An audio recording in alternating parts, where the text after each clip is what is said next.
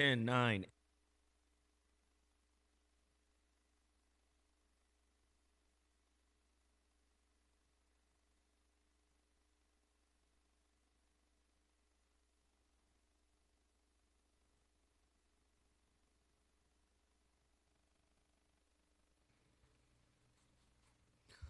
Ladies and gentlemen, welcome back to the ZoWhat show. You know, my weekly podcast where we talk about current events, right? Welcome in. As soon as you get in here, you already know the procedure, the protocol. I need you to hit the like button. Wait a minute, we got the same. Is this the same? Yeah, this is the same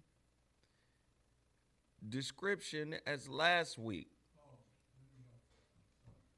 We talked about something totally different than what that is. How's everybody doing? I hope everybody is good. I hope everybody is locked in. I hope everybody had a great weekend. Hopefully your weekend was amazing. I do hope that. Was it amazing? What did you do? Did you get into something? Huh? Talk to your brother Zoe Williams. Did you get into something? If you did, was it satisfactory? You already know the procedures here. I'm going to roll through this really quickly. We like to shout out black-owned businesses, and I want to make sure that those black-owned businesses get some shine. But before I do that, the ZoWhat show is a black-owned business in and of itself. So in order to get a shout-out, in order to get your city shout-out, your name shout-out, please, please, please participate in my 2-hour-long goal. What? It's a goal. Yes, it's like a game. It's like a goal. I set a timer for 2 hours. I set a benchmark for 50 super chats. The super chat is the $ down at the bottom of the chat. And we ask you to give $5 for the broadcast to support the channel. Hit the like button, hit the share button. These are ways you support the channel. So normally we get around 400, 500, maybe even 600 people in here. To get 50 people to do it is a fraction of the amount of people that are in there. So I'm just asking people to participate, show you love, show me that you appreciate the show. Also, if you don't want a super chat, you can send it directly to my Cash App. I have moderators in here. My moderators will give you guys the Cash App instructions. The Cash App is $ZoWhatNetter. Look at that. It's on the screen right now. Right? $5. We call it twos and fews. Please continue to support. Let me see. I'm putting up this. Yeah. There it is. 2 hours. Shout outs. City roll call. Right. All right, so now I'm going to start the goal. We set the goal. Wow, somebody already jumped in. Herschel. We got 49 more to go. Thank you, Herschel. We appreciate it. If you appreciate the ZoWhat Morning Show and you love what it is that we do, please support the best way you know how. Right now, you hear it. We only got about 12 bottles of this left. He is risen. Herschel back in the game. Thank you, Herschel. He is risen. If you want to get your He is risen, which is an herbal ED supplement. And I wouldn't even say it's ED, because I think once you get to ED, you're in trouble, right? This is a supplement that helps men with their suede billy club. This is billy club maintenance.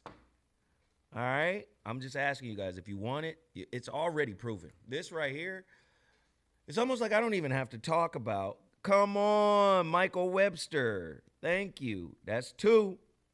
That's two. And like I said, if you are apprehensive of using the Cash App, which is the Super Chat, which is the $ at the bottom of the chat, you can always send it directly to my Cash App. We encourage you to support because we're going to get into these topics. Jason Jackson up in here already. Let's go. That's 3. We only need 47 more. Let's go, let's go, let's go. Moderators and friends and family in the chat, say thank you to everybody that hits that super chat and participates.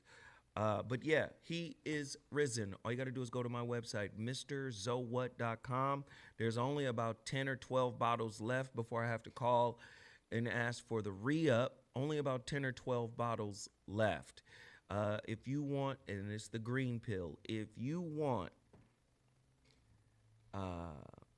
your He is Risen supplement to go out tomorrow, all you got to do is order yours now. You got to order yours now. There's only 10 bottles left. If you want to get them, you got to get them now, or they're going to be gone, and then you're going to be looking at me crazy like, where's the He is Risen? Go to the website right now, MrZoWhat.com. Order your He is Risen. Also, Total Package Energy. Total Package Energy. Black-owned business out of the Bay Area.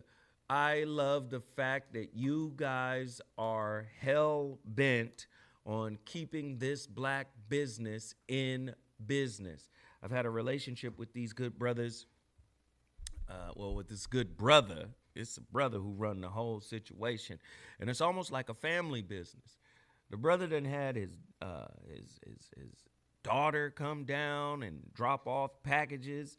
She didn't have to do the dropping off. Somebody put it in the car, and I had to take it out the car. But they're participating in their father's endeavor, black-owned business. Brother is a strong brother, great-grandfather, too, just like me. I'm a great-granddad. My granddaughter called me the other day telling me what we must do for her summer vacation.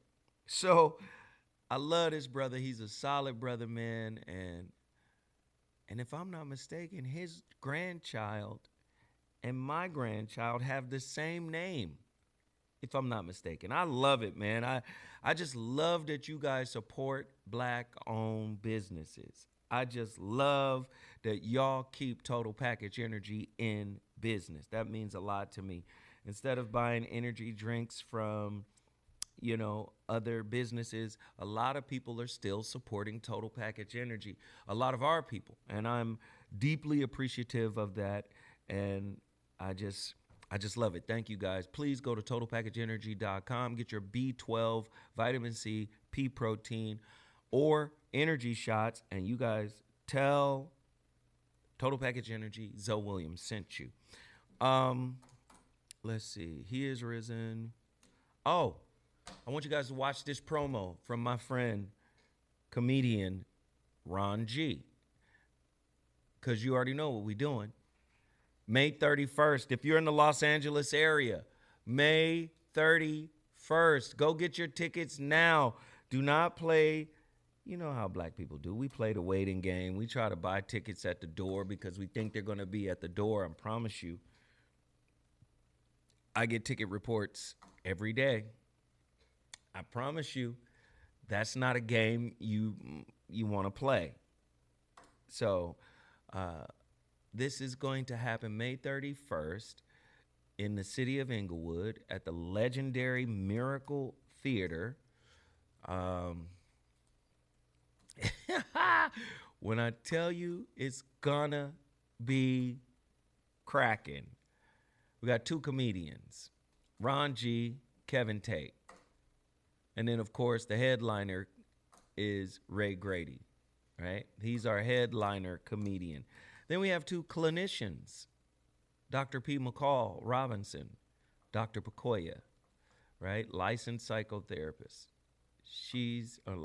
Licensed psychologist.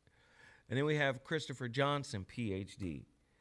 When I tell you the comedic roundtable is going to be absolutely bananas, it is nowhere near an understatement. So go to the Miracle, I think it's called what? TheMiracleInglewood.com. click events, themiracleinglewood.com, click on events, scroll down to the date because all of the events are listed according to their date. Scroll down to our date, which is May 31st. You'll see our flyer, that flyer right there. Buy your tickets. Chris Thomas, thank you. You're number 4. You're number 4.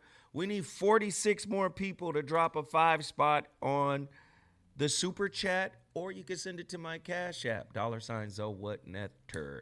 Yes, themiracleinglewood.com. Order your tickets right now. Do you have that clip for me?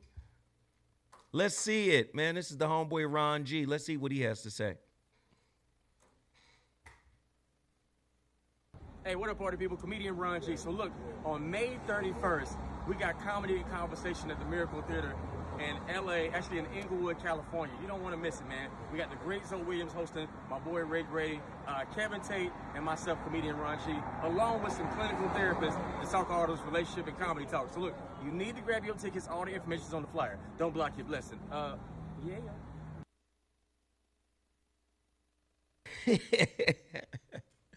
And do we still have the Riza Islam event? Do we still have that flyer? If we do, I'd love to put that up because that's coming down the pike rapidly as well. That is May 3rd in Compton, California. Y'all want to go show up. This is going to be an amazing event. 301 North Tamarind Ave, Compton, California, 90220, United States, California. It's going to begin at 10 a.m. It's going to end at 6 p.m. So this is an all-day event. And, of course, my brother is always providing solutions. The attack on our reproductive health solutions for 2025. You see the August panel he has assembled.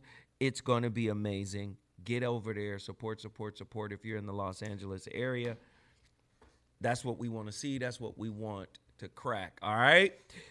Do I have anything else to promote? I don't think so. I think I'm good. Do I have anything else to promote? KBLA Talk 1580 tonight. That's going to be lit.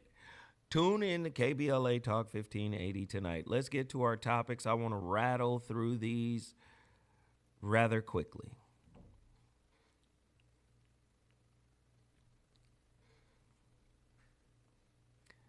Kenny Lacy, all right, a young LSU player, pro-allegedly commit suicide after some serious allegations, after a pending court case.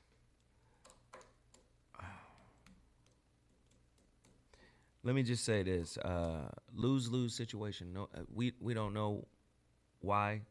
I mean, there's speculation. I don't want to engage in the speculation. But Kyron Lacy's father, Kenny Lacy, spoke out about mental health awareness and the importance of parents checking in on their kids at an early age. He says, young parents, start talking to your kids at a very early age and make sure they are confident and comfortable confiding in you. Don't be cool with I'm all right or I'm good when you know deep down something isn't right. Mental health is real, and for the most part, it's invisible. Don't ignore the signs, even if they may seem small. This is what Kenny Lacy wrote of his son, who he continues, our lives have changed forever, and this will never be okay, but God needed my baby more than he was needed here. This has to be the biggest pill our family has had to swallow. But I have the love and the compassion in our family's will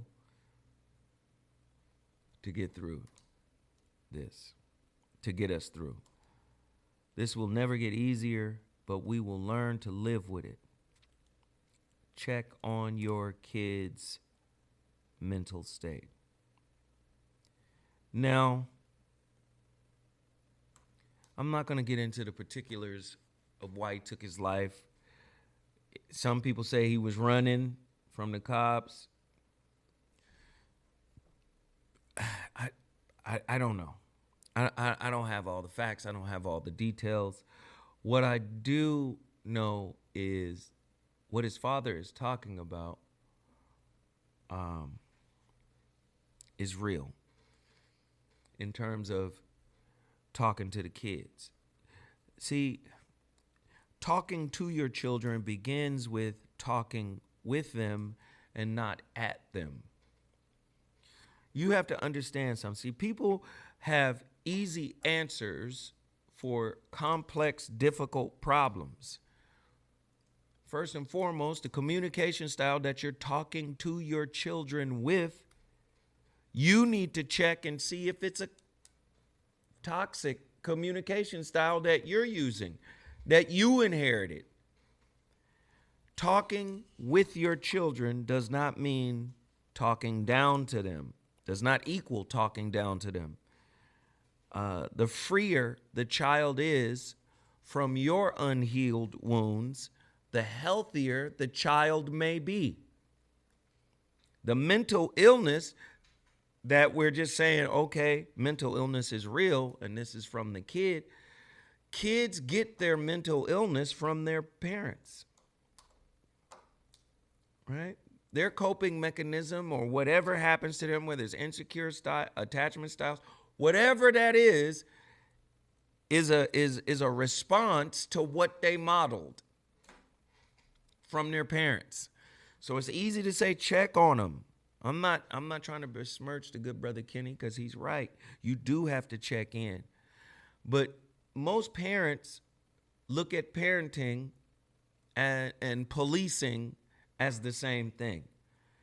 Especially African Americans. We were raised where a lot of the things that our parents did to us would be labeled physical and emotional abuse. Because in their mind, this is how you're supposed to tame a kid. You got to tame them so they can stay out of society's way while at the same time winning in society. They got to know how to act. They got to know how to represent us. But oftentimes the tactics that were used were basically abuse. Listen, I'm a part of the generation that had to go outside and get the best quality switches. If you came back with a poor quality switch, that intensified the ass beating. Like, what kind? Don't make me go get the switch. Now go get the right thickness and width and length, all that. Then for my group, it was prerequisite that it was at least 3 so that they could be braided together for durability. Now, coming out of my generation has kids. We raise our kids. We don't want to raise our kids like that. The internet, social media has a hand in raising our kids. Do you see? Whatever we didn't heal from, social media, all of that taps in. You get the millennials who are quite possibly the most disconnected emotionally. And it's getting even worse from millennial, Gen Z, because of the advent of technology and social media. Empathy is literally dying. Empathy is an extension of vulnerability. So it's easy to just dwindle it down and say, oh, facts, or dwindle it down and say, talk to your kids. But it's how to talk to your kids. It's understand, like, if you want to create a safe space is a non-judgmental space. And outside of religion, let's just be honest, parents are some of the most judgmental motherfuckers in the world. They didn't like me calling them. Y'all didn't like that, huh? Y'all didn't like that. But am I lying? Are parents some of the most judgmental people you'll ever meet, especially yours?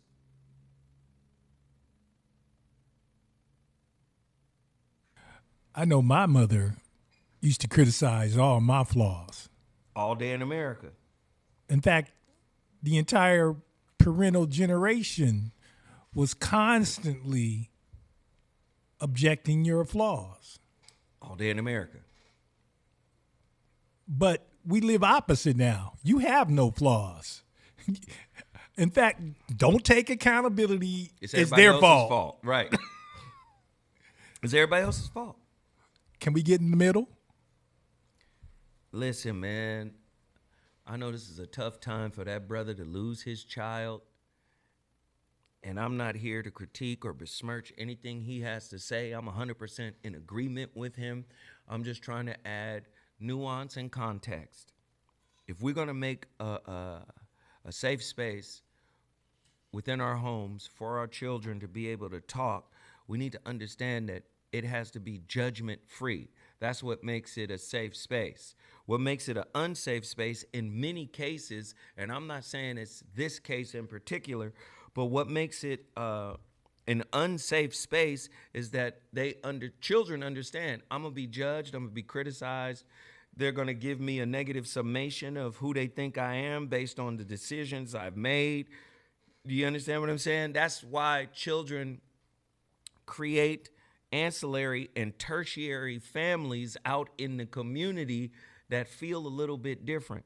Why? I was talking to a brother in the lounge yesterday about high value and low value, or not high value and low, no, about high stakes and low stakes relationship, right? And I was like, your relationship with your wife is a high stakes relationship, which may, in this particular case, push you to a point where you start performative communication. In other words, saying what you know is going to work.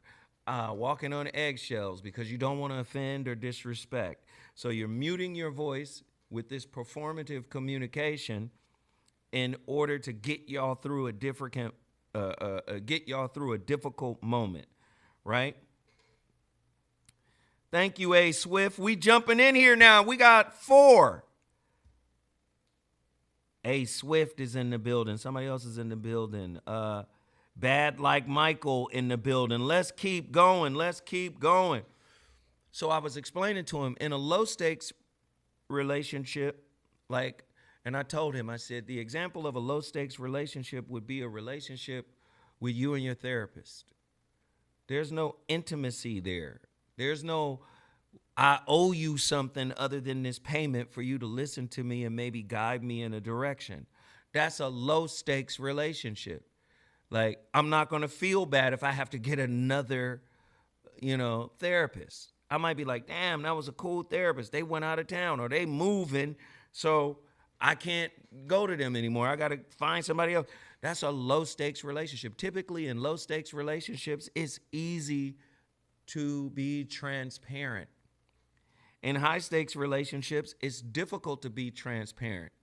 So if you take this relationship with son and father, a lot of times kids are in fear of what we think of them because what we think of them matters to them.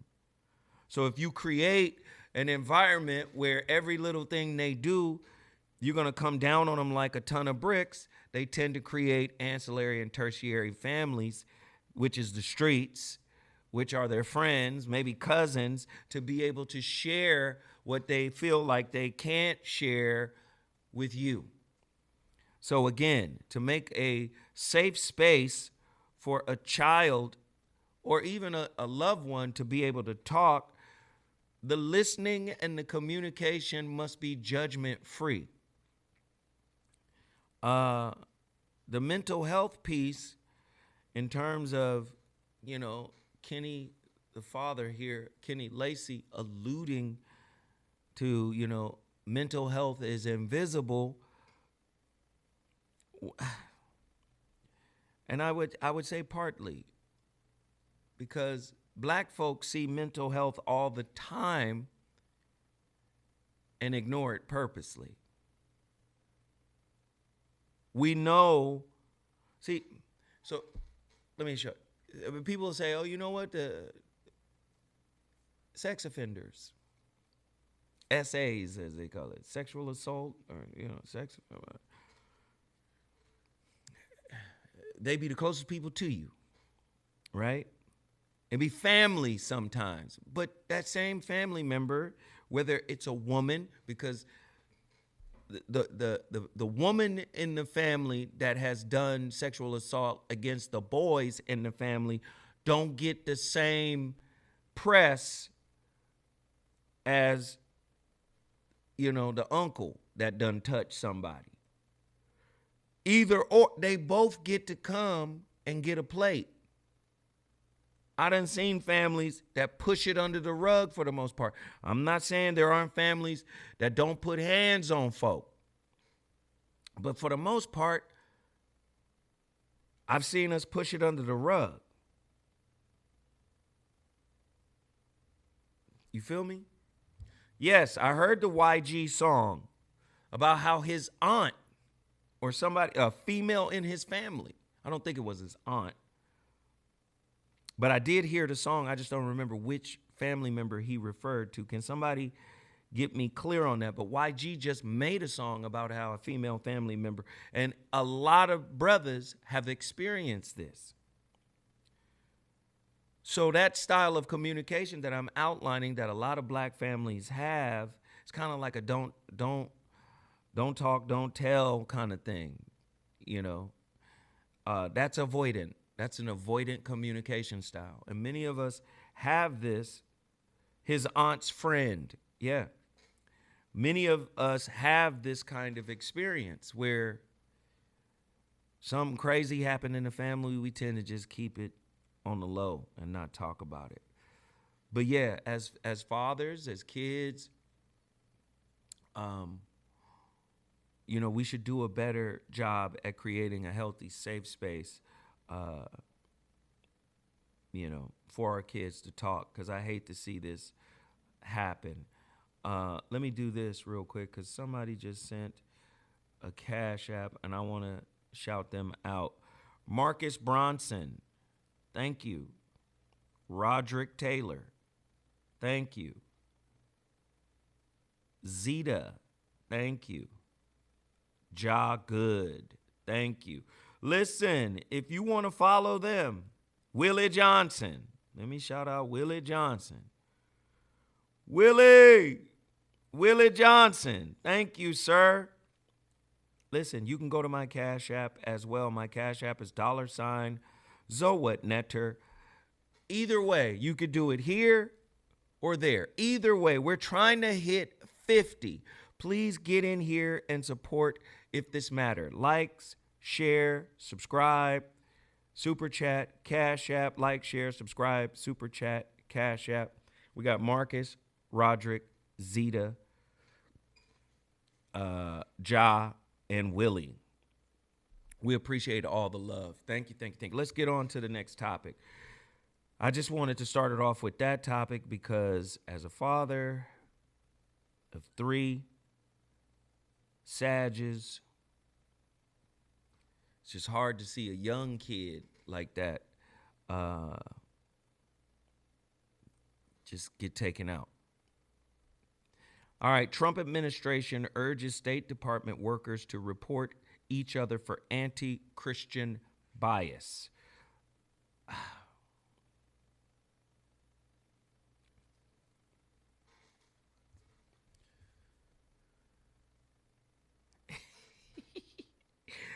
I know it seems like a weird transition.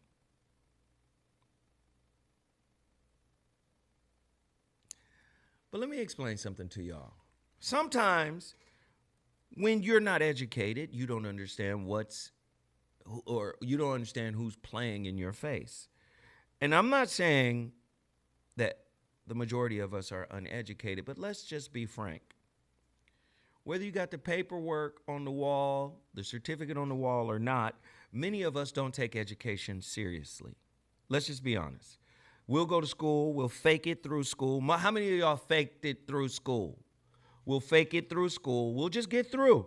I cheated in Spanish. See? We'll just get through because the way a certain generation of us was raised was the better the education, the better the employment opportunities, right? You say, what does this have to do?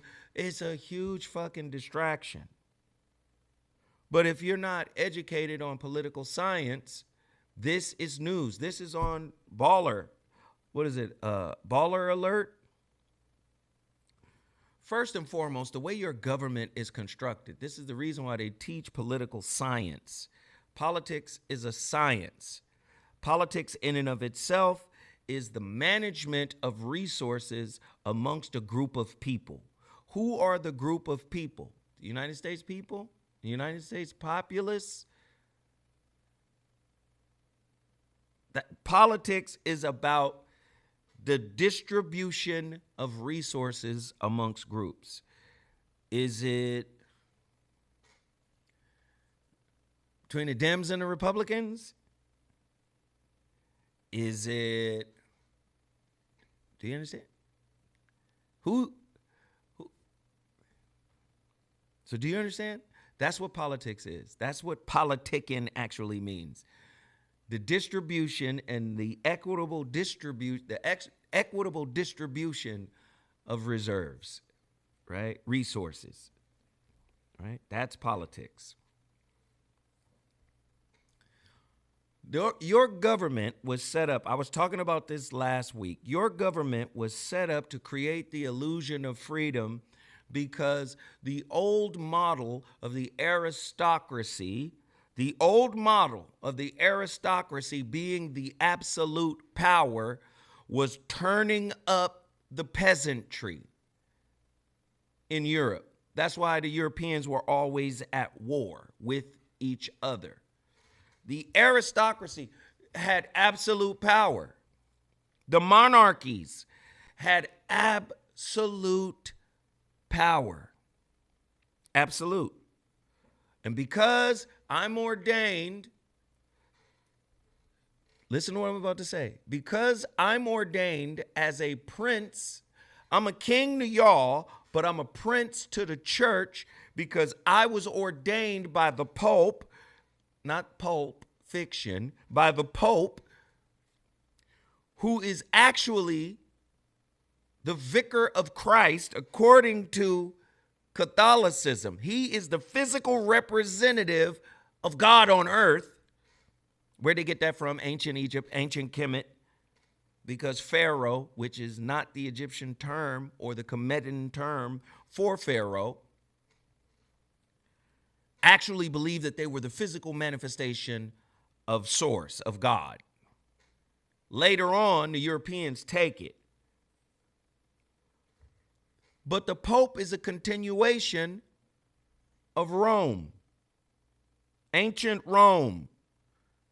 The Pope is just another iteration of a czar. You say, wait a minute, the czar is the Far East or the Orthodox East. Further towards Russia, they call themselves czars. Well, czar is just a semantic term for Caesar. C-Z-A-R, czar. The czar of this, the czar of that. Caesar. That's how it's spelled. The Pope is the religious reimagining of a political czar. Why? Caesar. Why? Because Rome sits on the rubble. The Vatican sits on the rubble of ancient Rome. It's the continuation of that dynasty. The Pope, right, was ordaining different families as royal, giving them their papers patent, I'm going to raise you up. That's what I'm going to raise you up. I'm going to raise you up. You used to be lowborn. Now you're highborn. You're a noble. You're in the king's court. What the king giveth, the king can taketh away. But the king is a prince to the pope. A king is considered a son of the pope because the pope made them all kings. How does this apply to American government? American government came up with a brilliant idea. And who were the framers? The framers of the American government. Who were they?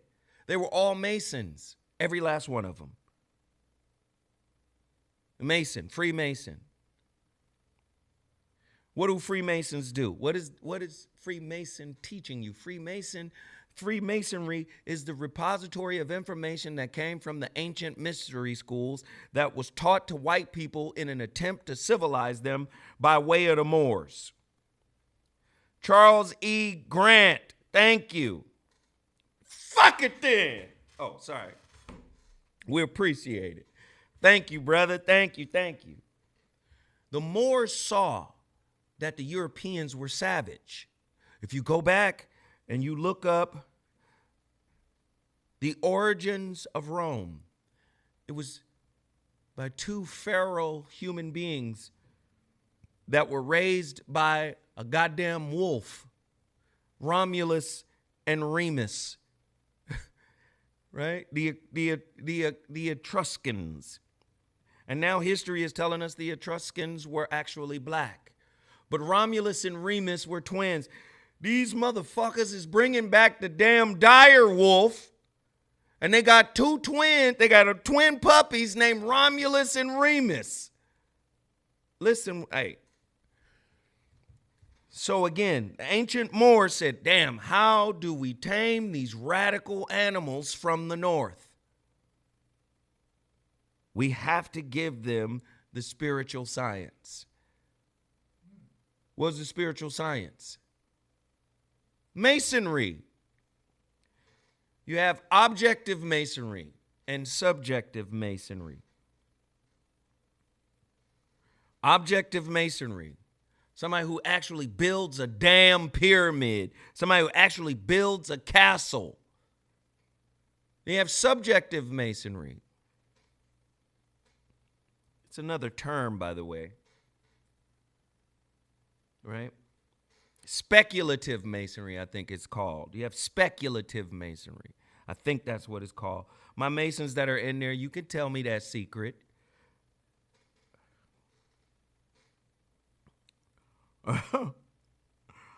But what happens is, with speculative masonry, it's dominated by symbols. This is why Jordan Maxwell, or Maxwell Jordan, whichever name, he said most people are symbol illiterate, but the elites are not. Right? They are not symbol illiterate. They speak in symbols. Symbology. So you see on one side, right, the steps of Freemasonry, Scottish Rite, and then separated by the York Rite.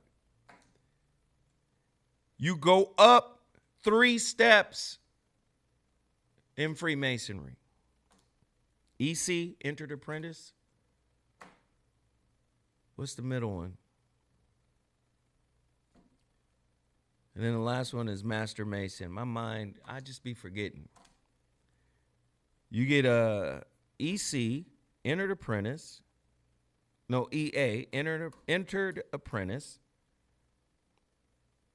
I forgot the middle step. Y'all know the middle step. And then the last step, which is the third step, is Master Mason, MM. I'll remember the third step in a second if you guys don't put it in here. Then from the third step, you can go all the way up to 99 degrees. The third step represents 3 degrees. Why? Because we live on the third dimension, 3 planes of existence, the third dimension.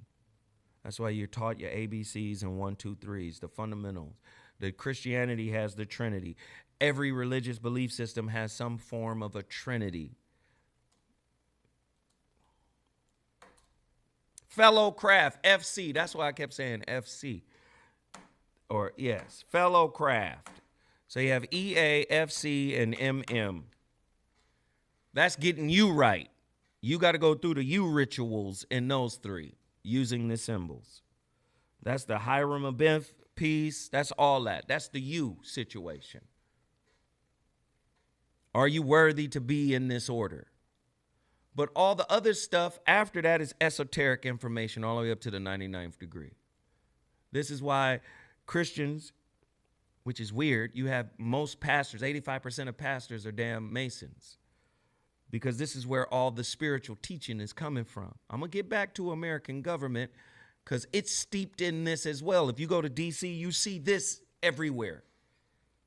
Right? You see Masonry throughout Washington, D.C. in the buildings because it matters. This is why the Moors said we got to raise up the Europeans. There's a concept in Masonry called apotheosis. Apotheosis is a Greek and Latin term for rising to God level, rising up to the level of God, being raised to God level, apotheosis. Just being fancy, that's the same shit as moksha for the Buddhist, which is enlightenment. That's the same thing. Listen. The humanist in psychology, Abraham Maslow, created what? Y'all remember Maslow? Pyramid, hierarchy of needs. At the top is self-actualization. But before you can get to self-actualization, you have to fucking satiate the fear of not having a sandwich. The bottom level is food, clothes, and shelter.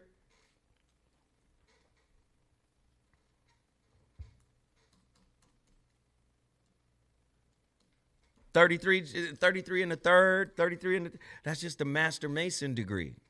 Jesus died at 33. It's all there. Do you see? Our government is predicated on this. The masses, which represents the unlearned, ignorant, stupid motherfuckers. Yes, that's how the elites saw you.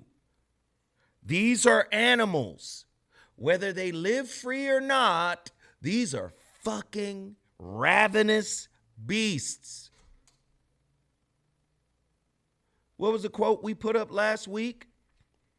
The quote we put up last week that talked about the poor murdering the wealthy by Napoleon. And we're saying this is why religion is in place. Religion is a spiritual limiter. Government is a social limiter. Why is religion a spiritual limiter? Because if you reached moksha, if you reached enlightenment, you can't be governed. So the whole mindfuck, the whole psyop is this. Let's create a government. This is all psychology. This is all philosophy. Let's create a government that feels or that has an environment that feels free, but actually is not free. And they don't mind double talking. Somebody told you talking straight was the most effective way. They lied to you. Because if you can only talk straight, that means you lack perspective. That means you're a black and white thinker. See, they understood this. They understood the Kabbalion, the 7 principles. Everything in the 7 principles is a manifestation of duality. Whether it's gender, duality. Whether it's vibration, duality. Whether it's rhythm, duality. If you look up the 7 principles of Hermetic law, it represents duality, polarity, All of it. So they understood we have to create an environment that, listen to what I'm about to say, the governed will give us consent to govern them.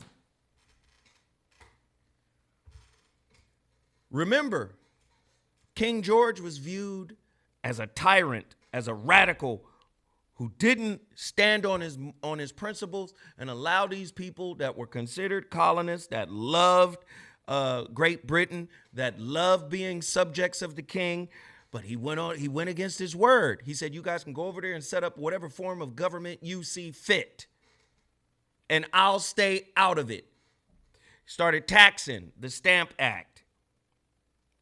Started doing all types of, then the tea and textiles, all this stuff started happening. Then he started infringing upon their freedoms. He had a standing army over here. They was like, wait a minute, what are you doing? You're going against what you said you would do. The Pilgrims, not the Pilgrims, but the colonists tried to reconcile, because at the time, Great Britain is one of the most powerful countries in the world. We do not want to fight y'all. That's not what we don't want to do that.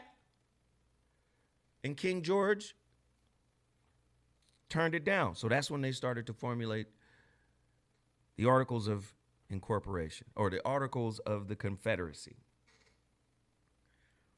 The Confederacy was purposely made a weak-ass government because they didn't want a central figure as a tyrant.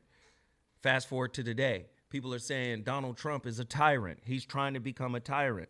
Well, the way the government is set up scientifically, he can't be. This is why he keeps getting sued by other branches of government.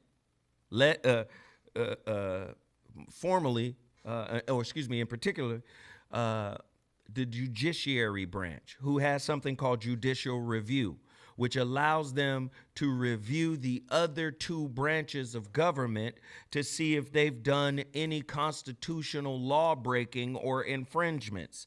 Judicial review. So when he writes out a whole bunch of executive orders and tries to make shit happen, you got to remember the executive office doesn't write laws. That's the legislative branch. The executive office just enforces it. People don't understand that. The judiciary is the religious branch. What do you mean the religious branch? Their job is to interpret law. The Constitution is the Bible of the government. It is the land. It is the law of the land. So the judges, the Supreme Court judges, interpret just like theologians interpret the Bible. With the advent of technology, they had to go back and reinterpret the Fourth Amendment, because that's your property and it can't just be illegally searched. Does the Fourth Amendment include your cell phone? They had to go back and redo it.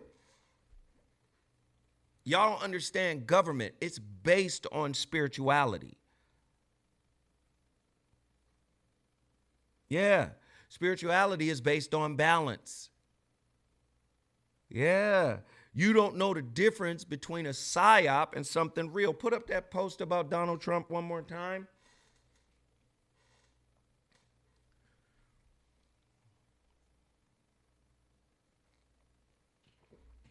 Trump admin urges State Department workers to report each other for anti-Christian bias. This is not the job, right, of the executive office. This is how you know something is up for this to even be allowed. Now, if he doesn't get sued by the judiciary branch, something is up. Because guess what? Your Constitution protects you from that. There's a difference between rights and liberties, right? A right is the government. So civil rights means the government has to come out and defend equal protection, civil rights. You got to defend my right to argue, to go to school, to protest. The government, that's what a civil right is. They got to come out and go, nah, you can't do that. You saw that with the Brown versus, the Board of Education, right? You saw that where the actual National Guard or the army, the military was walking that little sister in the school. That's a civil right. Civil rights are the government's job to protect you and your rights against discrimination. That's what a civil right is. Their job is to protect you from discrimination. Them Southern schools was like, hell nah, no integration, none of this. The government had to come walk that little girl into school because that's the government's job, to protect your civil rights. Now, civil liberties, well, they say separate but equal. The judiciary branch, the Supreme Court, ruled that separate but equal was unconstitutional. Why? Because the Constitution, and let me tell you where a lot of this confusion came from. The Constitution is the law of the land, but the states had their own laws. So in order for the Bill of Rights to matter to the states, they had to do something called incorporation, where the state constitutions and state laws had to incorporate the Bill of Rights. It wasn't always meant for the states. The Bill of Rights was a defense against the president, DC, the federal government. That's what it was initially for. But through something called incorporation, or what is formally called selective incorporation. What is selective incorporation? This is why you'll hear certain people say nearly all of the Bill of Rights is incorporated into state law.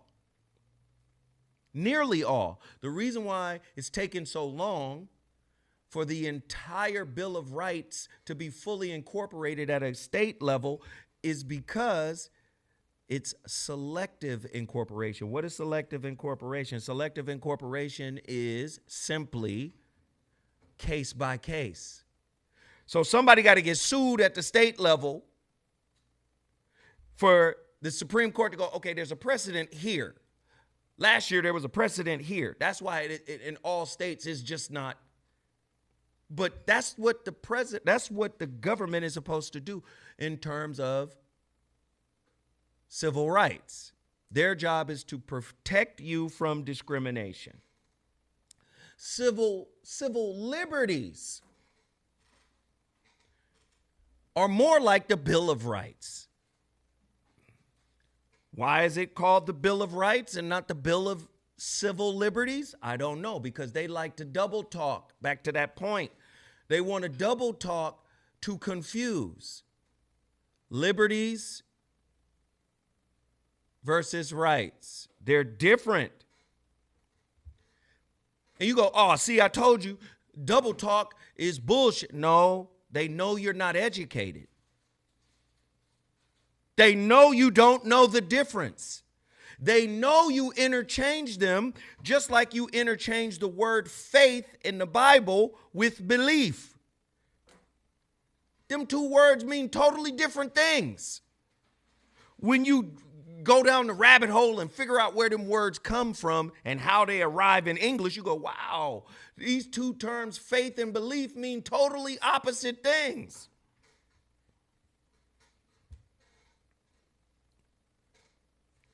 Do you understand? This is a psyop to present the illusion of freedom. Go back and watch, after watching the last two ZoWhat shows, go back and watch The Matrix. They created a psychological psyop that pantomimes freedom. Do you have freedom of speech? According to the Constitution, you do. According to the Bill of Rights, you do. But it's freedom of speech with limits. If you write some fuck shit about somebody that isn't true, that's slander. If you publish it or speak on somebody without facts, because guess what? Fighting words are not protected by the Constitution or the Bill of Rights. So there's a limit. Every right you have has a limit. I'm trying to tell y'all, this is, yes, you have the right. There's symbolic freedom of speech. Kanye just exhibited symbolic freedom of speech by wearing a black, quote unquote, Klansman robe. He knew people would go crazy. He knew people would be tripping. They would see it as incendiary. But if you do a little research, you find out that that's Moorish, a Spanish outfit that the Ku Klux Klan stole from because they're a secret society too. When the Moors ruled Spain, they wore that. Seville. Do you understand? The way your government is set up, based on checks and balances. Do you see? It is designed to limit, or you have liberties. Wait a minute. Hold on, Zoe. A civil liberty, what is it? If civil rights is defined as the government has to come in and protect you from discrimination, what are civil liberties for? And how are they different from civil rights? A civil liberty is your defense against the government. It is literally designed to limit the government. That's what civil liberties are for. What's the difference between the word liberty and freedom? Well, liberty is a legal term and it means freedom within constraints. Doesn't mean unconditionally free, which is what freedom means, unconditionally free. Liberty means freedom within constraints. You live in a freedom illusion called liberty. And this is why they created the Electoral College, because they knew if we really put the power in the people's hands, i.e. a republic, and to the republic for which it stands, if we did that, it was truly a republic for the people, Republica. If we do that, damn our influence, damn our money, damn our power, damn our resources, they gonna pick who they want, who they like. No, we got to set something up to circumvent that. Electoral College.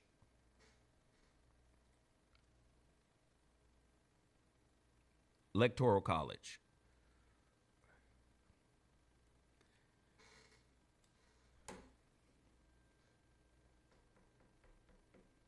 You got the Senate and the House representatives, right? Polar opposites. The Senate, do you know they don't argue with each other? In the Senate? They argue in the House. Why?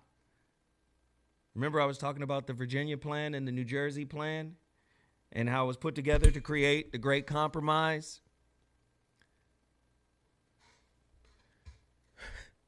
The biggest and most populous states, right? It's crazy.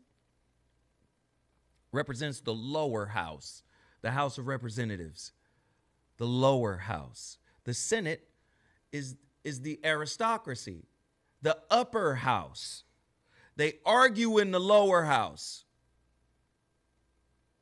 They don't argue in the Senate. They greet each other with respect. The gentleman from Delaware has the floor. This is where a person can come up and filibuster. Well, I think I'm getting it backwards. Somebody check that for me.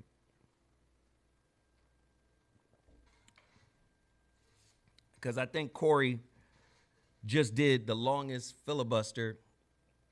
Is Corey, just say, is he a senator? If he's a senator, then it's the upper house where you can filibuster. Miles listen.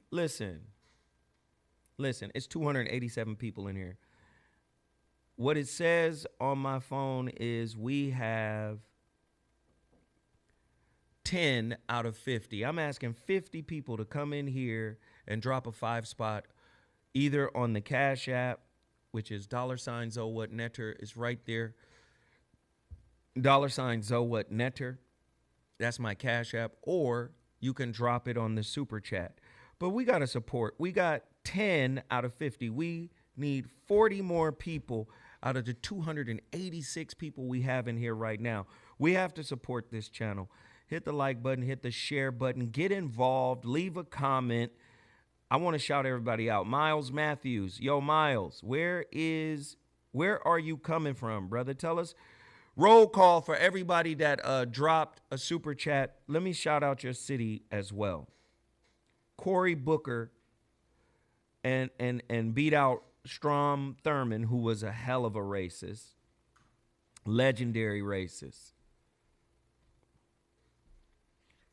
So the reason why I'm giving you so much context for this Donald Trump thing, talking about reporting people, the government, according to the Bill of Rights and according to the Constitution, this is why they created the separation between church and state. The reason why they did that is to keep government out of religious entanglements. Where did this come from? They saw the power of Rome and how Rome was the hidden hand behind a lot of the conflicts in Europe amongst the aristocracy over there. So we're clear about the common house, which is the House of Representatives. And we're clear about the Senate, which represents the aristocracy. Okay, cool. Back to the point about Trump. First off, you as the government, as the president, you enforce the highest law of the land. That's your job. That is the job description of president. You're like the chief police officer. That's why the president is the only person in the military that is a classified civilian. The president is a civilian, but he's also the head of the military. Y'all tell me, is this making sense? Does this make sense? Am I making sense? Can you guys keep up with what I'm saying? Am I losing you? Because I could be all over the place. Y'all tell me. So when I read something like this, it automatically makes me think, what is this for attention? Is this to just anger people? Is this just to elicit a response? Is this a distraction? What's happening? Because that's not what a president has the power to do. Commander-in-chief is what he's called. That's right. Thank you. Right? For the military, he's the commander-in-chief. And he's the only civilian in the military, but he's the head of the military. So when you say, urges State Department workers to report each other for anti-Christian bias. Number one, church and state, again, King George benefited from King Henry VIII. Why? Because King Henry had a woman that he wanted to marry, and he was already married to a woman. He wanted to get rid of her. And according to the Pope, that wasn't cool. So King Henry VIII just said, you know what, we're going to start our own church, the Church of England, and I'm going to make myself the head of it, and I'm going to give myself a damn divorce. I'm not going to be told what to do. I'm the fucking king. He had a problem with the Pope at the time because the Pope was like, nah, you were married lawfully. Yes, that was your brother's wife before he died, but apparently he didn't have sex with her, and she comes from a royal family. Now y'all jumping in. Let's go. I see y'all. Y'all getting in here. Quick, we up to 12 now. Let's go. Do you see? You see what happens? So when America, when the framers of the Constitution decided we're going to step away from religion, we're going to keep church and state separate. That's how this works. We're going to keep church and state separate. But remember, the laws of the Kabbalion are applied in the writing of the Constitution. Okay? Every one of them. Adams, Franklin, all of them, Masons. They understood the languaging. You know what I dig? They understood. So they said, all right, separation of church and state here, because we don't want any undue influence from a pope or a church or anything like that. So what the separation of church and state means, America cannot make a church that is the Church of America. And no state can make a church that is the Church of Pennsylvania or the Church of California. They can't endorse a religion. While at the same time, because of the Kabbalion polarity, they have to enforce your right and civil liberty. See how they make it interchangeable when they're actually two different things? They have to protect your right to believe whatever the hell you want to believe, so long that it's not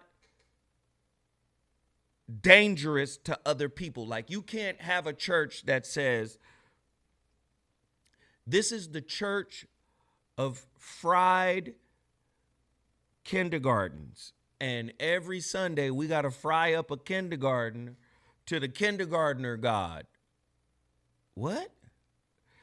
So you can't have that in America. You can't have that.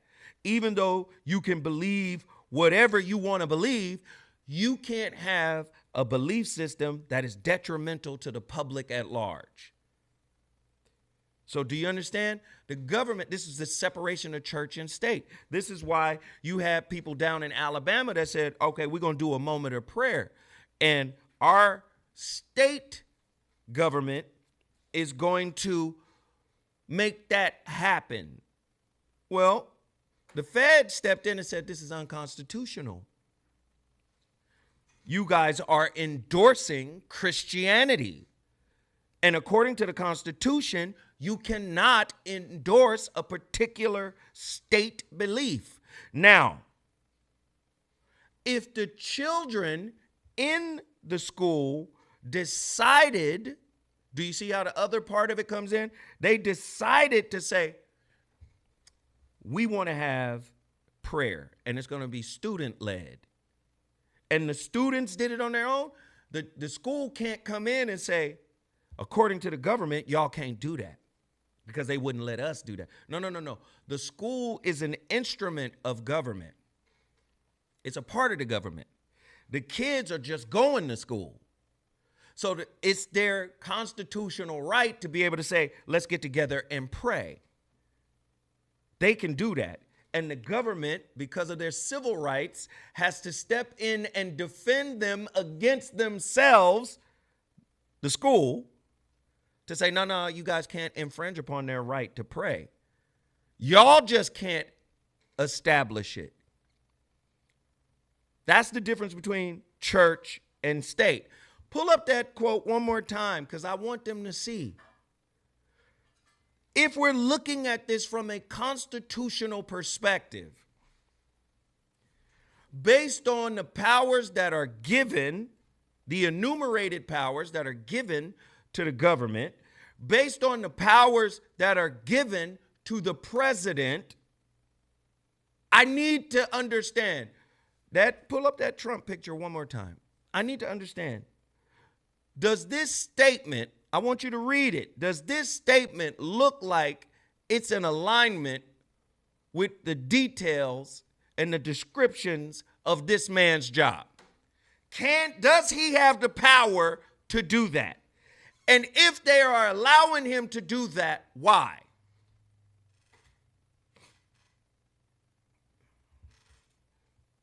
Because a lot of things have been allowed. When he swore in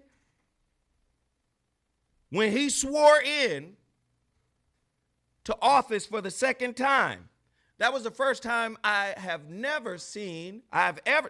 the first time I have ever seen a president coming into office without putting his hand on the Bible. The hand that was supposed to be on the Bible was by his side and his other hand was up. I said, okay, are we in for the fuck shit? Just little things to make you say, I don't know what the fuck is going on. But what I do know is this is an experiment. This is an experiment. And at some point, this experiment has to conclude. Just like all other experiments, societal experiments have concluded. They've morphed and turned into other things. Ancient Rome morphed and turned into the Vatican. The Vatican, it just had power over all of Europe, making princes into kings for their particular provinces. Right? This experiment goes on for a little while, and at some point, we have to transition into something else. Could this be the beginning of the transition?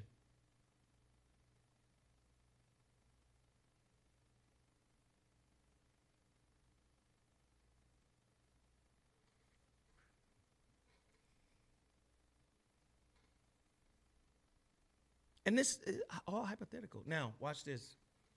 Pull up Stephen A.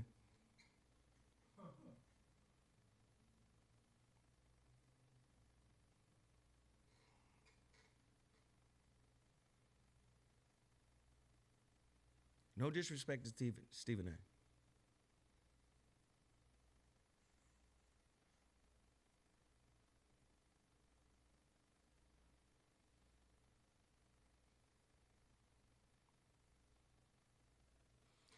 Stephen A. is an incredibly intelligent, successful. Intelligent is an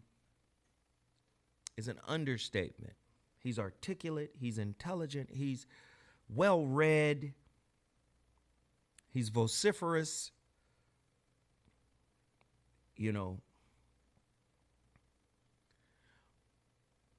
And I wouldn't presume to know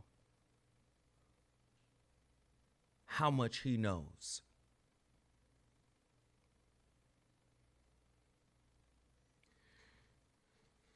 But you remember how I said in political science, the Senate is the upper house. It represents the aristocracy.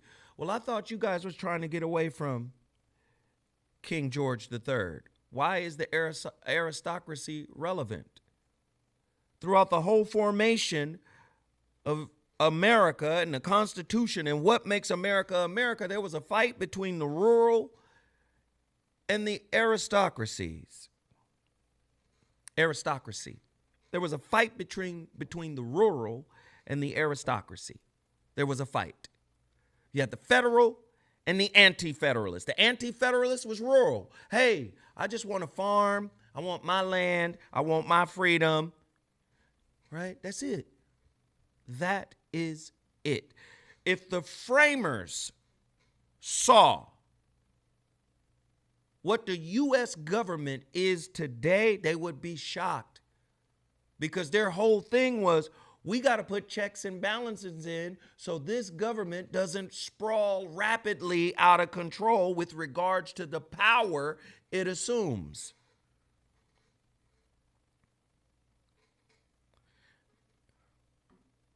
You already got the supremacy clause for the states.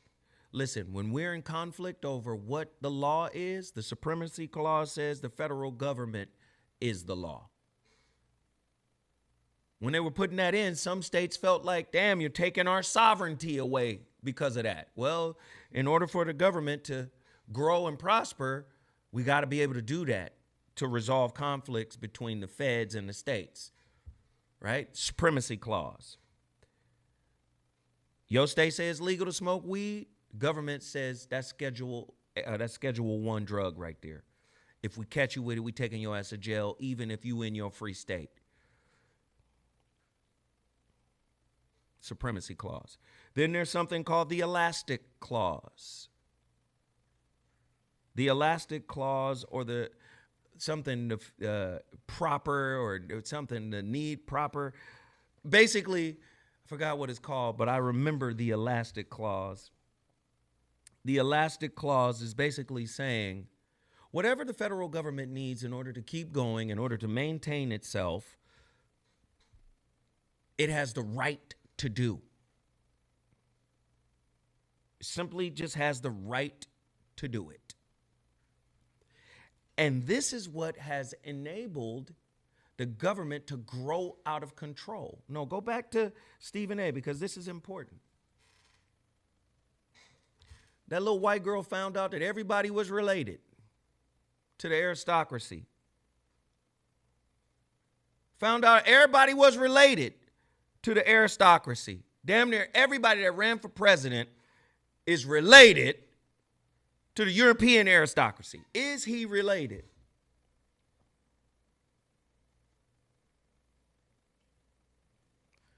We do know he's a part of the Divine Nine.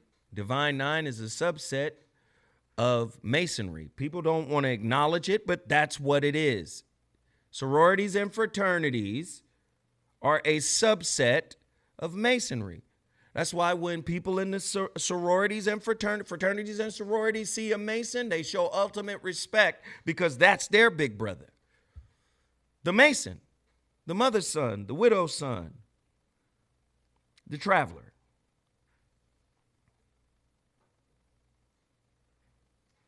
Now, I'm going on the conspiracy side of it. Who is he connected to? Who told him to do this? Who made it seem like he would be a viable candidate just because he talks sports? What check was given to him to enable him to go out here and position himself as a presidential candidate, when that has never been something he's wanted to do or expressed that he was interested in?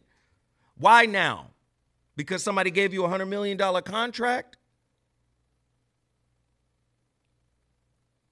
What rules and laws are you ready to follow? And when I say that, I mean, what if he became president? What would you have to do in order to satiate the people in control? Clearly, Barack Obama had to do a lot of concessions.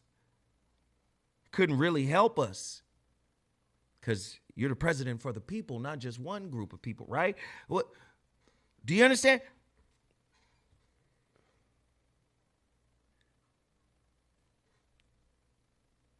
This is Masonry.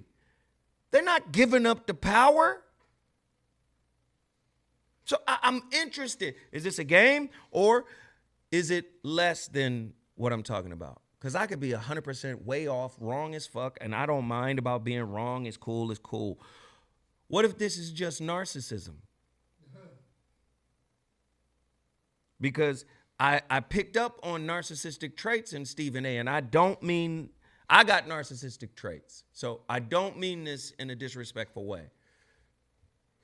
But the whole constantly mentioning, I was sitting with the owner, my agents of, William Morrison Endeavor, and I just signed the deal earlier. In every fucking interview about LeBron, and I just finished. Listen, the self-aggrandizement is crazy. It's a lot. You're a successful brother. We happy to see you enjoying the fruits of your labor. You've been putting in work for a long time. And you know, I'm from the South. I had a mother who was like this. Come on, everybody, come in the room right now. There's a black TV, black show coming on. She didn't even know what the show was about, but she knew black people was on, so we had to go watch. So I'm a fan of Stephen A. But the whole people have come to me and confided in my greatness and let me know that I have what it takes to run for. Man, you better you better go to Colin Powell route. Colin Powell's wife said, not you. Come here. Bring your ass over here. There was a time when Colin Powell was the most powerful black man in the government. Most respected, most revered General Colin Powell. And when the Republicans was looking for somebody stronger than say a Bush, they said, hey, man, let's go get. Colin's wife stepped in and said, no, sirree, Bob. Not on my watch. Y'all not finna. So you understand what I'm saying? Maybe it's not conspiracy. Maybe it's just ego. I'm going to tell you right now, Stephen A., and you know it like I know it. First they love you, then they come for you. First they build you up, then they tear you down with the same tools they use to build you up. What I'm saying, brother, is get your money. I'm never going to hate on that. Get your money. Take care of your family. Set up some ancillary side businesses. Listen, if they'll kill their own, JFK, don't ever underestimate or overestimate your importance to them. Your importance to yourself, great, but your importance to them. Do you understand? Don't overestimate your importance to them. And I'm not just talking about the U.S. government. I'm talking about ESPN. You know how this system works. If they can get rid of a Skip Bayless, they'll get rid of you. Don't get it twisted. Let a Gen Z fly cat grow up and do what you're going to have to leave. And you know how the entertainment industry is. They're okay with the fact that you just signed a big deal. They will pay you while you're at home. That's how Hollywood is. I had a homeboy talk shit to Quincy Jones. 2 months into signing a big deal with Quincy Jones, dude fucked around and was talking crazy about Quincy's kids. Quincy, all right, nigga, go home. You'll never work another record here. No, he came there. He had to come to work every day and sit there.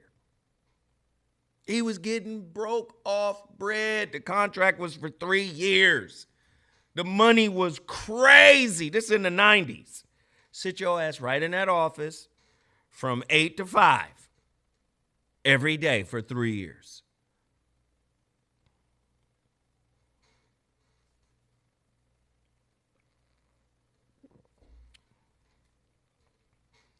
That's why if you can make it in this society to a position to take care of your people, take care of your people.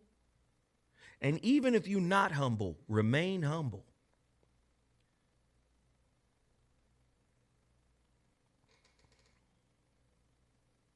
That's the law of attraction.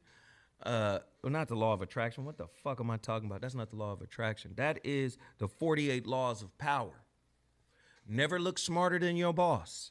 Never disrespect your boss. Never put yourself in a position where you make your boss feel like you on some bullshit. Don't ever do that. Get your bread and get the fuck out the way. Because this is a system that is designed to discard.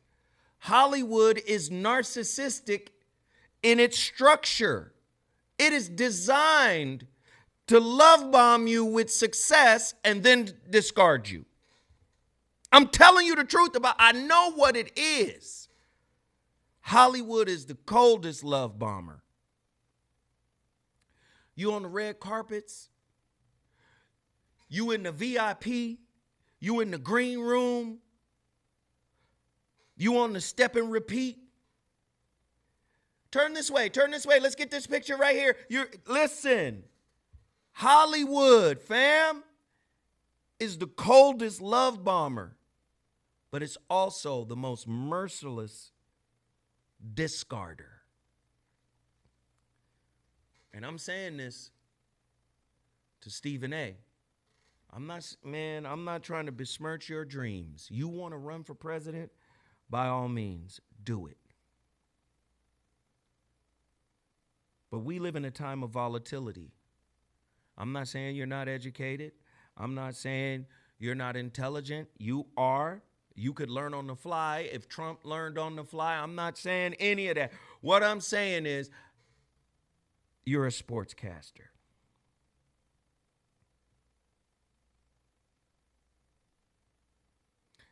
When Max Kellerman was with you, we understood that your strength was the other sports, basketball, football, MLB. Boxing wasn't really your strength. It was Max Kellerman's strength. But we saw you struggle early on, but then you got really good at boxing and your analysis of boxing because you learned from Max Kellerman. I'm using that as an example to simply say you can learn public office. But do we want somebody to learn on the job? In a time of volatility. No disrespect.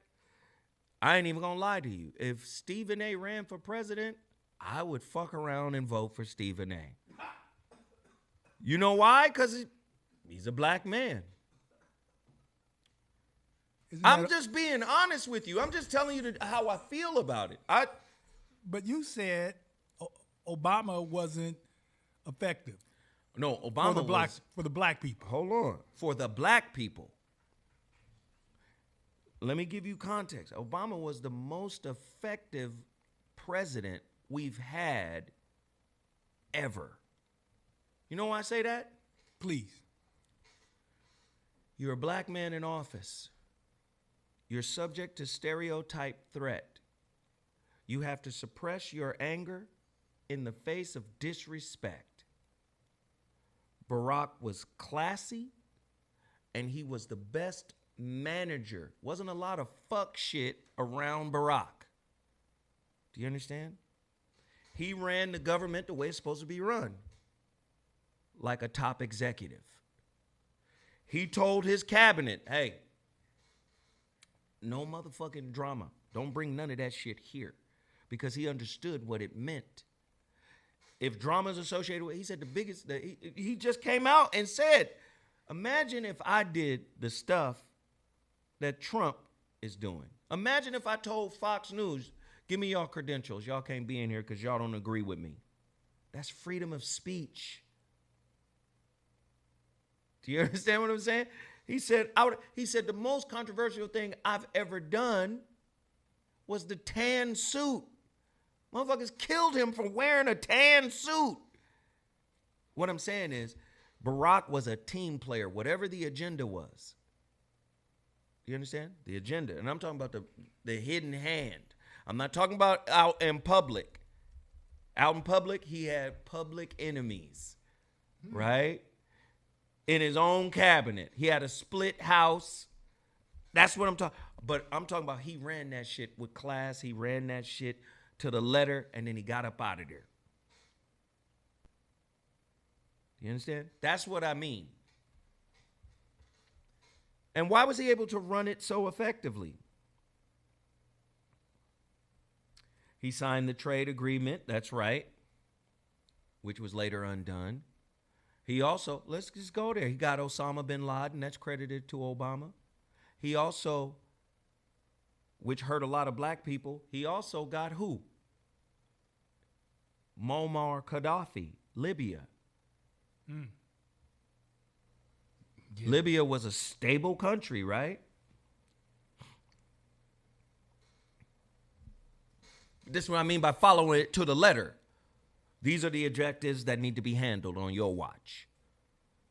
And Barack was clean cut, classy, swagger, cool, got it done. And let's not forget, educated at Harvard in constitutional law. Sounds like he is a perfect fit to be the president of the United States of America. What is the president's job? To defend and protect the Constitution. Did Barack Obama do that? Effectively than a motherfucker. And if that meant, hey, I'm the president for everybody, not black people. I'm a stay in line so as not to piss off the 83 million white homes in America.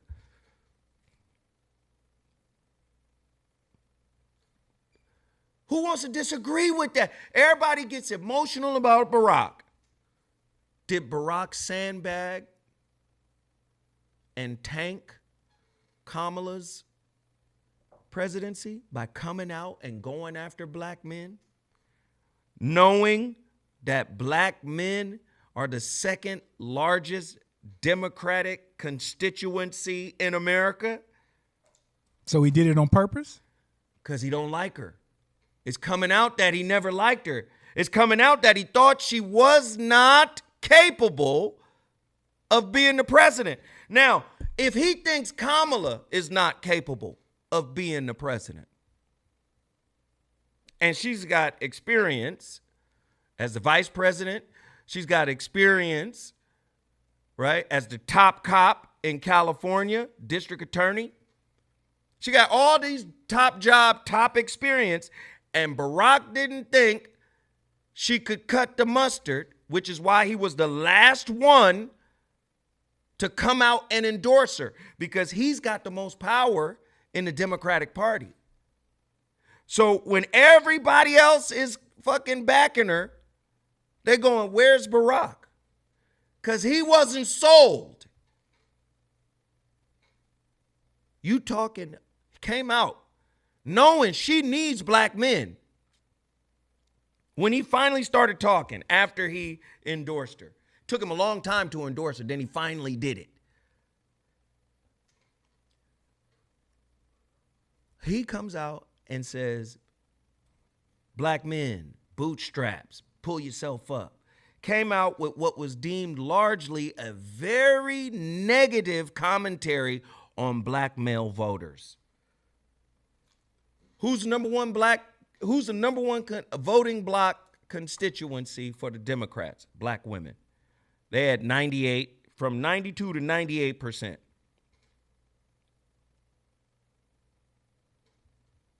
Who's number two? Black men. From 88 to like 93%.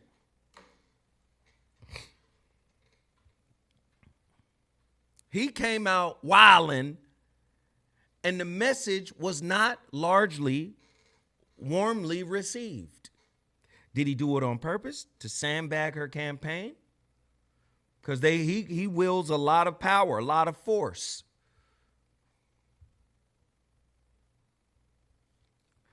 See, you're all so busy thinking all I got to do is vote and then it's done. All I got to do is vote and then it's done. Then I can go on about my life. Let me tell you something, man. I've been saying this for a long time, and I'm going to continue to say it, man. If we don't come together, if we don't work together, if we don't become our own saviors, I don't know what else to tell y'all. I don't know how this is going to turn out. DEI is the beginning, right? The Black Smithsonian Museum. What else? What else can be overturned? Just watch. What up, everybody? Listen. Can I get everybody to go to my super chat? We only have 15 of 50. We're asking for 50 people to come in here. This is our goal today, to drop $5 on the Super Chat. The Super Chat is located at the bottom of the chat. It's a $sign. All you got to do is jump on there and drop $5, and I'm going to shout out everybody, and so will my moderators. You can also go to my Cash App, $ZoWhat Netter. One Immaculate says, if you can cut the people off from their history, then they can be easily persuaded. Karl Marx, the government is best. That government is best which governs least. Henry Thoreau sounds like an anti-federalist. Why don't you guys go look up something called the Federalist Papers, right? And read that.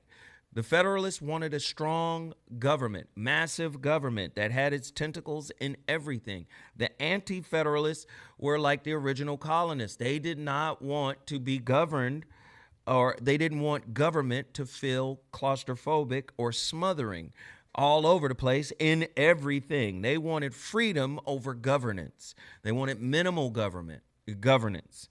Do you understand? 375 people. We got 15 people to support. What's the percentage of 50 people out of 375? Was that like 5%? 7? It's higher than 10. It's like 15. 50 people out of 360. 15. Oh, my bad. Yeah.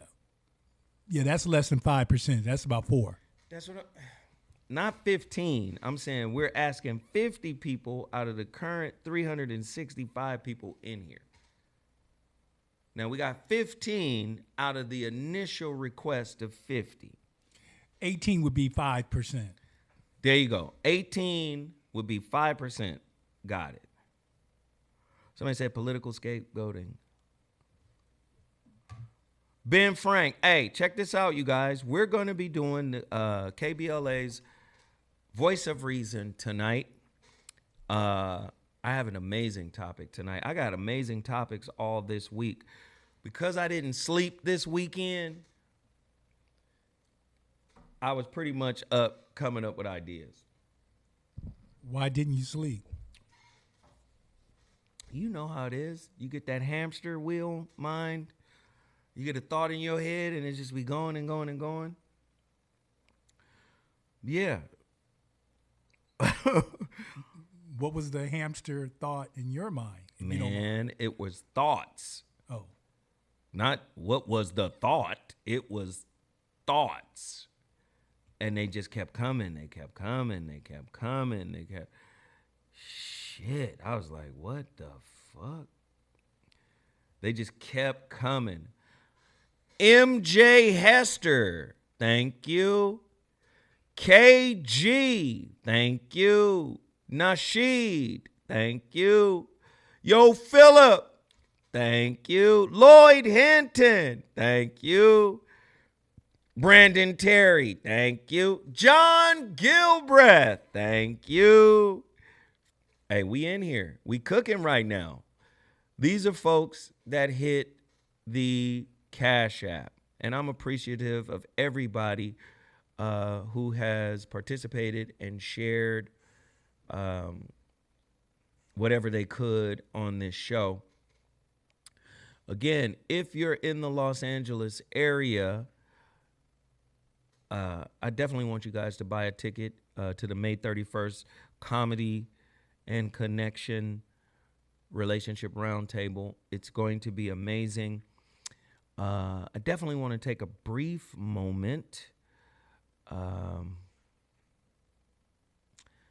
shout out my mother. Today is my mother's birthday. She died 16 years ago, 2009. Great woman. Love her to death. Today would be her 81st if she would have made it. But yeah, I was thinking about her this morning as I was doing my morning rituals and prayers and invoking my ancestors. And I was telling her, I was like, man, you would have loved to see your granddaughter. She would be your great-granddaughter because she comes from your grandson, my son. You would have loved to see your great-granddaughter.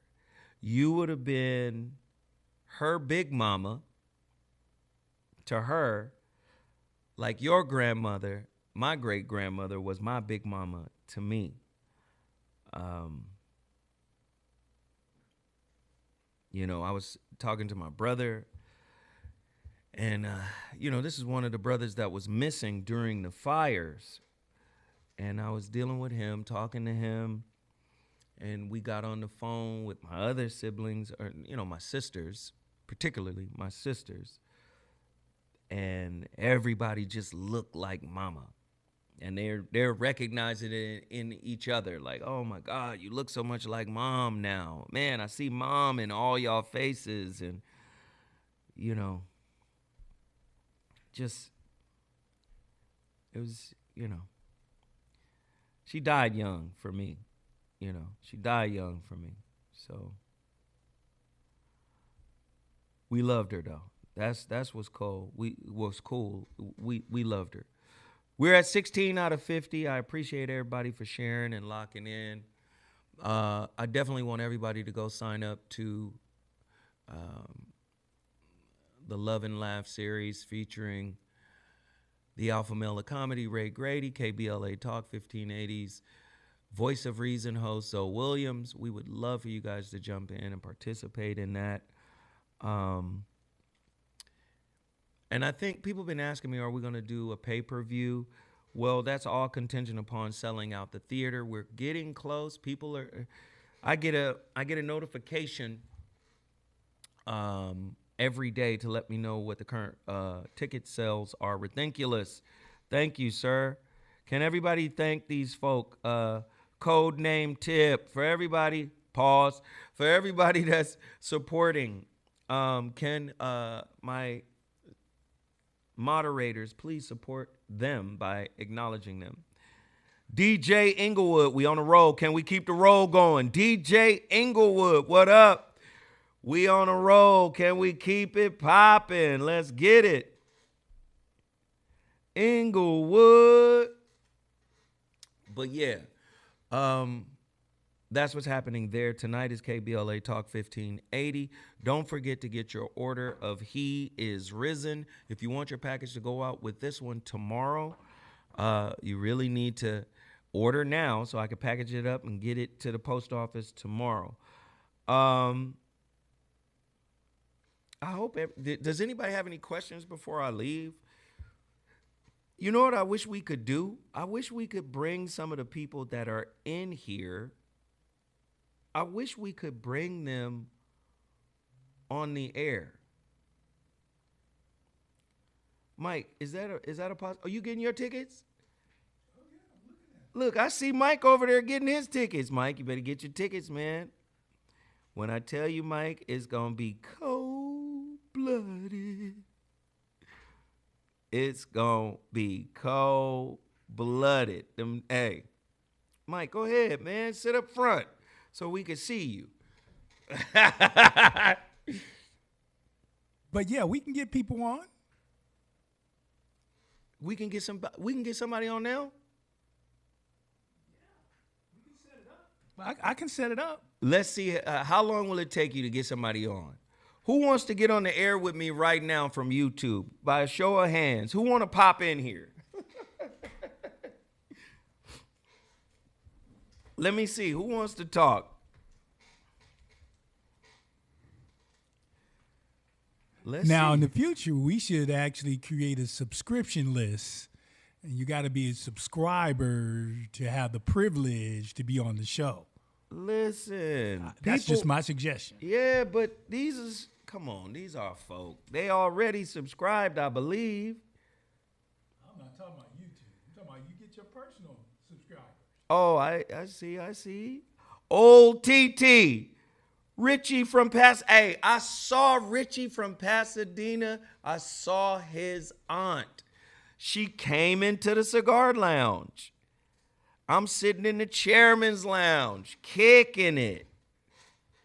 And dude was like, yeah, this is one of our chairman, Zoe Williams. And I'm sitting in there. She goes, Zoe from the radio? I said, yeah. She said, I'm Richie, aunt. I said, Richie, what up? Yo, I listen, we love Richie from Pasadena. I know Richie from Pasadena, his heart would have been broken for what happened, you know what I'm saying, to Altadena. I know. He man, I already know. Because, listen, man, Pasadena, Altadena is just one of them special places, dog. And I'm glad it's getting the attention that it needs, that it deserves. I just hate that it's under the circumstances. Because even in LA, a lot of people knew about Altadena a couple of different ways. Altadena, Pasadena. You know about Altadena a couple of different ways. Again, like I said before, a lot of dudes would come to Pasadena. A lot of dudes from LA, you know, from different cities, because they'd be like, damn, Pasadena got babes, girls out there finding a motherfucker. And they were, no question. Especially, I'm talking about black Pasadena. As a matter of fact, I was talking to a sister who's a Delta who went to South Pasadena High a few years after I graduated. I was talking to her in the cigar lounge. She was like, man, Pasadena was so ridiculous. She was like, nobody really knew about it. Like, before the internet, like, people didn't really know. That's, you know, even in LA, people didn't understand the culture. Like, it's totally different. But hood shit, wealthy shit, hood and wealthy, wherever black people are, is crazy. But it's just a beautiful town, man. I remember walking all over the city, man. Like, when I was a kid, we walked all over the city, Altadena, Pasadena. All the streets are lined with these big-ass trees. I mean, a lot of that's the reason why the shit caught on fire. But these big-ass trees that cross over the street, like, it's just, man, I remember trick-or-treating. Then there's Halloween murders, where these gang members mistake some kids. You can look this shit up. Mistake some kids that were trick-or-treating for gang members and killed them. I remember when I was a young kid out there by myself with a big-ass pillowcase full of candy with about 10 pounds of candy in it. I'm by myself. Trick-or-treating late at night. We be trick-or-treating till midnight, still knocking on niggas' door. Nigga, we sleep. The light is off. Ain't no more candy. We still be trick-or-treating. Remember one time I was trick-or-treating, man, and a nigga with a fucking wolf mask snuck up from behind me and tried to grab my bag. But nigga, I was finna fight for that candy. Don't you understand me? I'm a candy freak. I'm a fight for that candy. So I grabbed the bag like, hell nah, what you on? And then the homeboy pulled off his mask. It's one of the niggas who later was with them niggas who killed the kids. Halloween murders, look it up. They have been up for a retrial or a lessening of their sentence.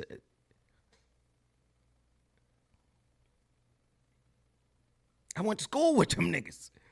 Like, Pasadena, hood, but good. Hood, but good. You know what I mean? Shit, man. Shit, talking about Richie got me waxing on Altadena, Pasadena, man. It's just, like I said, man, nobody really knew about it. A couple ways to know. Because the freeway ends, the 110 freeway ends in Pasadena. That's where it ends. So there's one way in the city and one way out of the city, basically. You know? Just shit. Hood niggas knew about the city because of the hood niggas that went to jail from the city. Gangbangers that went to jail from the city. They get to jail, click up, nigga, Pasadena, nigga, PDL, nigga. Pasadena, Devil Lane. Pasadena, Devil Lane. I had homeboys who was in that gang that literally confided in me saying, nigga, I pray to the devil so I can kill the other side. PDL, Pasadena, Devil Lane. Then I had other homeboys that were Crips. They were in the minority. Altadena, Crips. Pasadena, Bloods. Like, people don't know that unless, you go to jail. I never went to jail, so I never clicked up with nobody. And so it's like, in jail, that was one way to find out. The other way to find out about Pasadena, the culture or whatever, was sports. You look up the legendary athletes that come out of John Muir High, that come out of Pasadena High, and you'll see like, oh shit, that nigga played for the Giants. Oh, that nigga played for the Redskins. That motherfucker played for this. You'll see, oh, that motherfucker played for the Hawks. That motherfucker played for the Portland Trailblazers. You'll see him. That motherfucker played for the Buffalo Bills, Pittsburgh Steelers. You'd be like, God damn. It was primarily a black city. Now, Altadena was still black because that's where they bought the homes. They say 83% black home ownership in Altadena, destroyed. But like I said, even LA didn't know about it. Then, the city starts to get regentrified. Then all types of weirdos start moving in that ain't even Dina, that don't understand Dina love. They not even, Pasadena's a bedroom community.